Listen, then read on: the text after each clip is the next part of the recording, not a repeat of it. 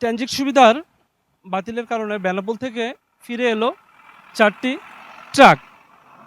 যশোর বেনাপোল ভারত কর্তৃক বাংলাদেশের দেওয়া গুরুত্বপূর্ণ ট্রানজিট সুবিধা প্রত্যাহারের পর বিরূপ প্রতিক্রিয়া পড়েছে রপ্তানি বাণিজ্যে। এই ট্রানজিট ভারত কর্তৃক বাংলাদেশের দেওয়া গুরুত্বপূর্ণ ট্রানজিট সুবিধা প্রত্যাহারের পর বিরূপ প্রতিক্রিয়া পড়েছে রপ্তানি বাণিজ্যে।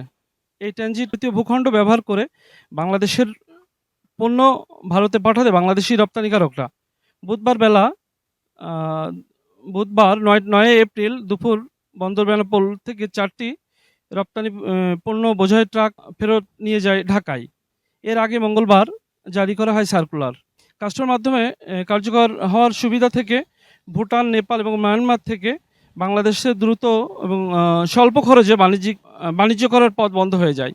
ভারতের নিষেধাজ্ঞা বেনাপোল বন্দর থেকে ফেরত যাওয়ার পণ্য রপ্তানিকারক DSD air and sea limited প্রতিষ্ঠান।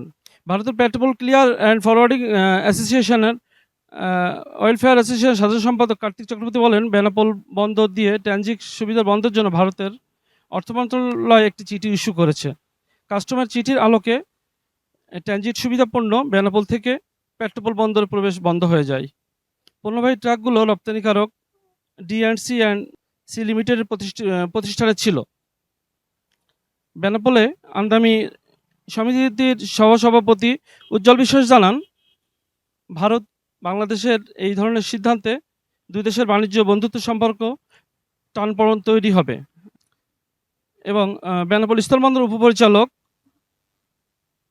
জানান, মোহাম্মদ মামুন কবির তরফদার, তিনি জানান যে বেনাপোল কাস্টম থার্ড কান্ট্রির পণ্য কারপাস ইস্যু করেনি, ওই সব পণ্যবাহী ট্রাক ভারতে ঢুকতে পারছে না।